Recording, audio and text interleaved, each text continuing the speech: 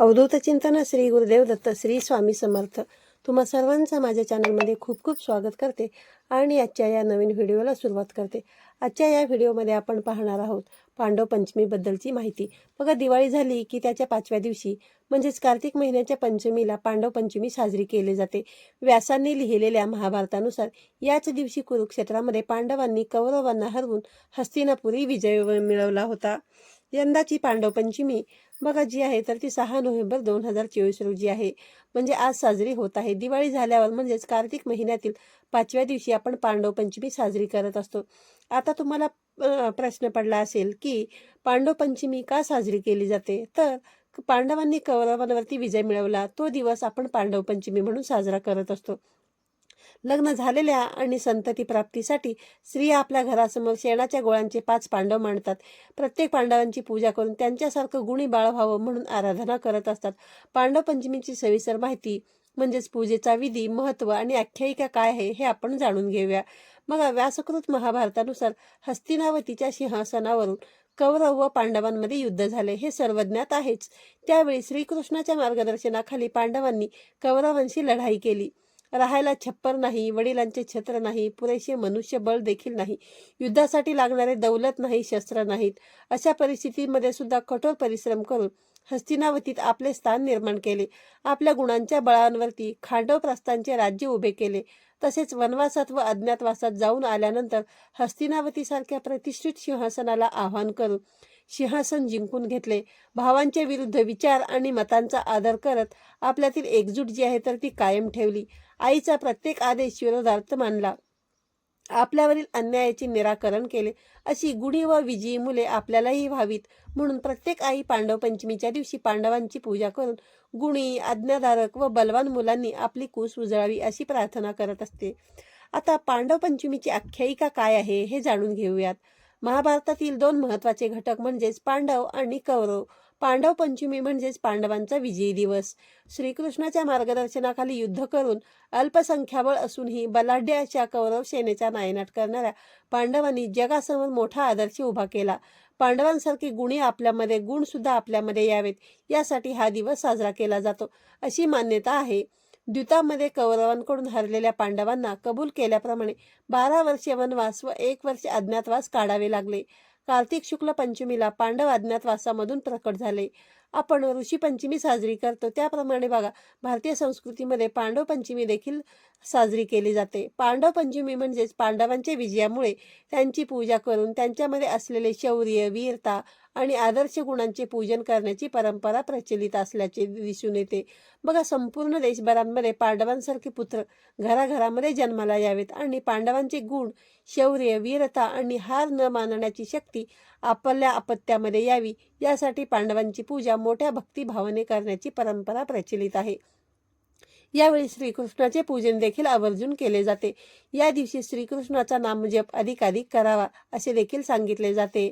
मग पांडव पंचमीला गोमयापासून पांडव सिद्ध करतात आणि त्यांची पूजा करत असतात. छत्तीसगडच्या बिजापूर जिल्ह्याचे पुजारी कांकेकर गावामध्ये आजच्या काळात सुद्धा पांडवांची पूजा जी आहे तर ती केली जाते. इथे दर 2 वर्षांनी एका मोठ्या यात्रेचे आयोजन केले जाते. कौरवांकडून सर्व काही गमावल्यानंतर पांडव दंडकारण्य भागामध्ये काही काळासाठी वास्तव्यास होते.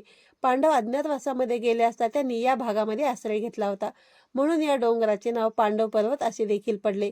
या पर्वतावरून पांडव भोपाळतनम जवळील सक्काळ नारायण गुहेमध्ये श्रीकृष्णाची मूर्ती असल्याची पाहायला मिळते. हिंदू बघा संस्कृतीमध्ये पांडवांची पूजा कशी मांडतात ते जाणून घेऊया. पहाटे सूर्योदयानंतर आपल्या दारामध्ये रांगोळीसमोर पाट किंवा चौरंग मांडून त्याच्यावरती 5 पाने मांडली जातात. त्यावरती सकाळच्या ताज्या शेणाचे 5 गोळे मांडले जातात. त्यांच्यावरती निवडुंग्याच्या झाडाचे दिवे रोवून एक दिवा विहिरीजवळ किंवा जवळच्या जलस्थानाजवळ ठेवला जातो. पांडव पंचमीला बघा जैनांची ज्ञानपंचमी असे देखील म्हटले जाते.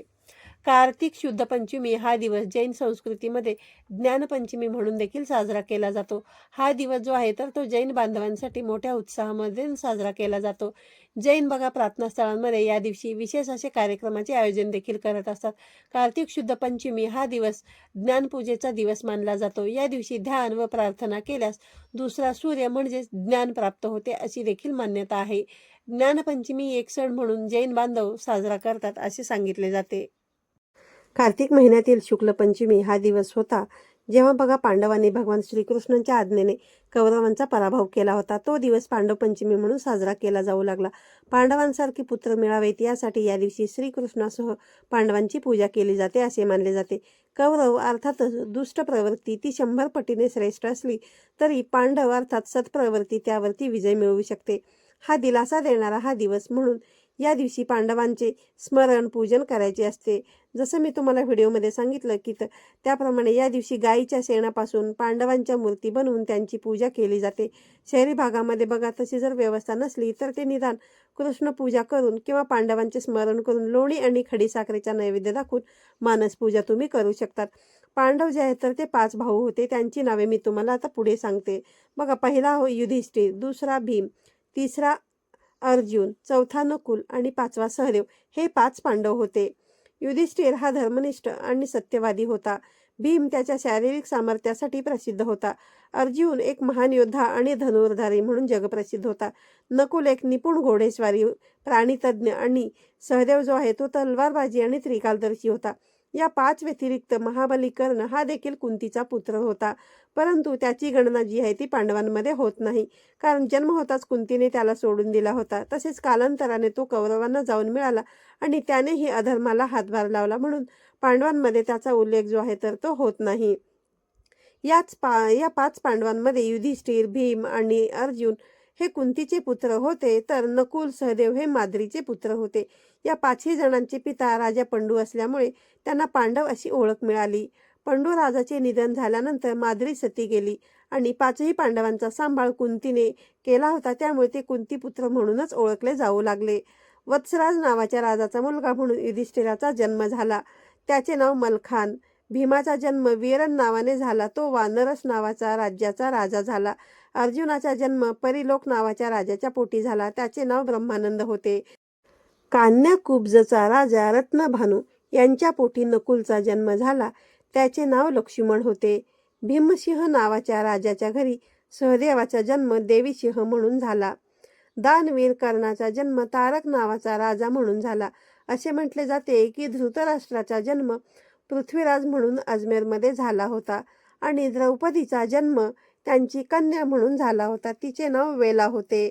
असे पांडवांचे स्मरण करत आपणही बघा आजच्या दिवशी 6 नोव्हेंबर 2024 रोजी पांडव पंचमी साजरी करूया. तर अशाच नवीन नवीन माहिती पूर्ण व्हिडिओसाठी आपल्या चॅनलला तुम्ही नक्की सबस्क्राईब करा आणि बेल आयकॉन देखील प्रेस करा, म्हणजे जेव्हा कधी आपले नवनवीन व्हिडिओ येतील तेव्हा सर्वात अगोदर त्याचे नोटिफिकेशन तुम्हाला येईल आणि तुमचा एकही व्हिडिओ जो आहे तर तो मिस होणार नाही. तर पुन्हा भेटूया अशाच एका नवीन आणि माहितीपूर्ण व्हिडिओमध्ये. तोपर्यंत सर्वांना श्री स्वामी समर्थ.